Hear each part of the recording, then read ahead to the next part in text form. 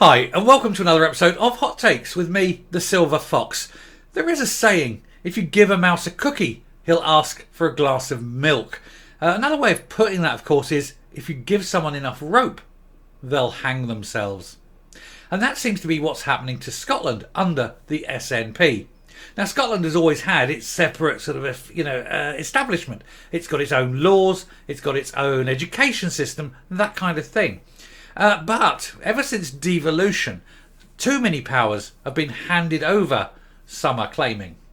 And now those powers are damaging Scotland and harming the people of Scotland, as the SNP still demand more and want more devolved powers. And of course there is a danger there comes a point where it becomes a de facto independent country simply by the powers it's being devolved to, without any kind of arrangement, without any kind of referendum. And you could find that the majority of people who would have wanted to remain part of Great Britain, or the United Kingdom at least, are suddenly in an independent country because laws have been whittled away. There's been a creep of control, and it hasn't been maintained. One person is arguing that those laws and that devolution has gone too far and that certain powers should be rescinded back to Westminster, and that is Lord Frost. There's actually an awful lot of people in Scotland who think that as well, simply because the powers that have been devolved have been so badly misused. So we'll take a look at this article, see what Lord Frost is saying, and actually do let me know what you think. Should more powers be given to Scotland? Should powers be removed and taken back to Westminster? Should there be more control either way? Or should Scotland just simply be independent? And if so, who's going to pay for that? Anyway, we'll look at this article and see where we're going. So, Lord Frost tells Dan Wootton other senior Tories agree the SNP and Holyrood must be constrained. They've gone too far. They've taken too much upon themselves, and they're pushing all the time for more and more and more, and yet look at what they've done. So the UK's former chief Brexit negotiator has said that he has touched a nerve with his call for devolution to be put in reverse, and warned the SNP has come close to dismembering the country. And I think he does actually have a point. I think that there is now a point where too much power has been vested in that cabal. They've misused it. There's been no controls. There's been no oversight. And a lot of things have been introduced without any kind of democratic mandate. Okay, so I'm just going to zoom this in a little bit, make it easier for these old eyes to read. Boris Johnson's chief Brexit negotiator has said other senior Tories have backed his call for the UK government to constrain the powers of Holyrood. Lord Frost has stirred up a hornet's nest recently when he called for devolution to be put in reverse, with the SNP reacting furiously and even his colleagues in the Scottish Conservatives coming out strongly against him. Well, they do have a vested interest, don't they? Because while there's that extra layer of authority, that extra layer of governmental control, there's a lot of people making a lot of money off the public purse. New First Minister Humza Yousaf said, or raised the issue in his first face-to-face meeting with Rishi Sunak. In an interview with Dan Wootton on GB News, the Tory peer was asked if the Prime Minister had tried to stop you talking about this. Lord Frost replied, "No, absolutely not. There has actually been a lot of private messaging, not from the Prime Minister, but from sympathisers in the party who say, keep talking, this needs to be said. It's always nice to be talked about, but I think what I've learned is that I've touched a nerve and some people think we need to talk about this." And there is this thing here. Now, this is obviously the one for the Scottish Daily Express, but I would like you to ping in the answers, in the comments below, the answer to this.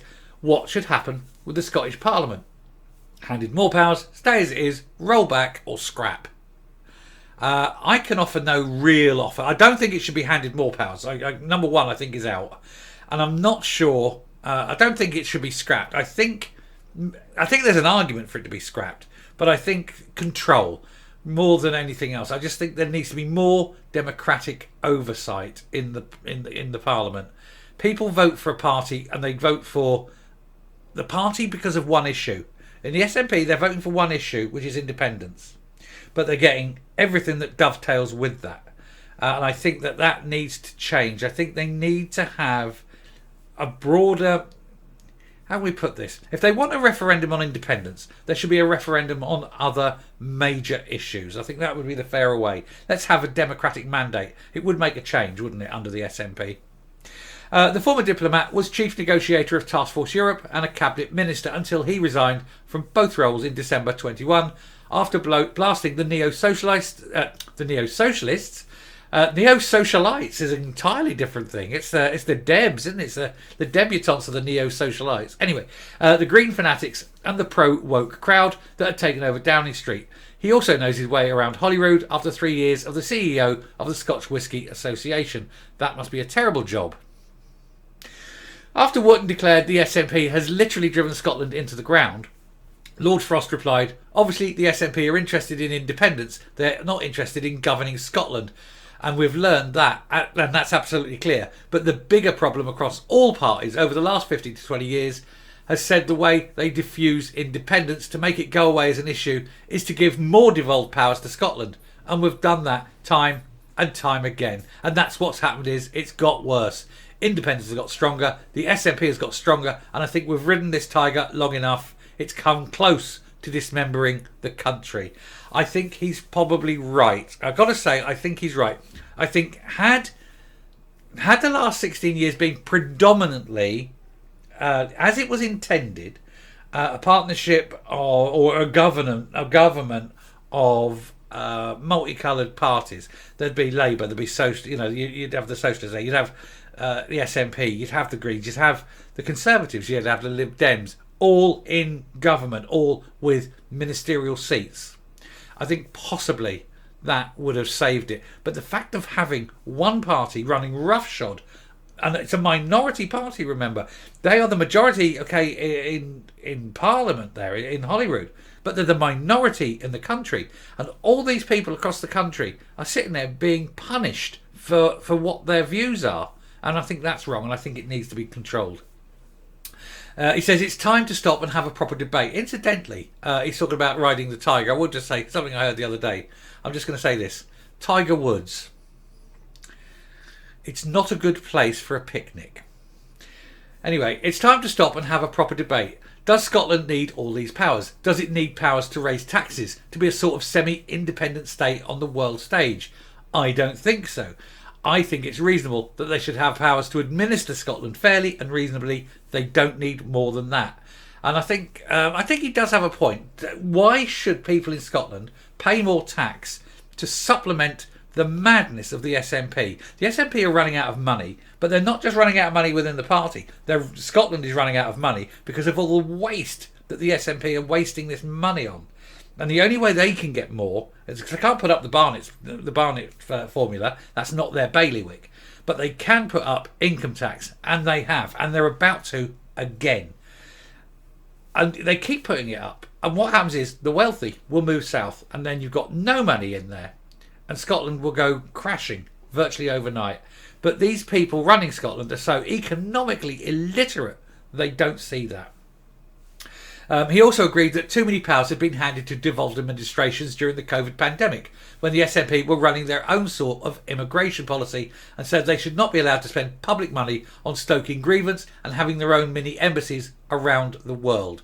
Now, all these embassies cost millions. And they're coming out of the Scottish budget. This is money that could be spent on the NHS, on social care, on transport, on a million different things. But no, they're paying to have all these embassies across the world and staff, again, sucking at the public teat because these people don't produce anything. They just sit in an office all around the world waiting for somebody to knock on the door. And of course, nobody is knocking because Scotland is not.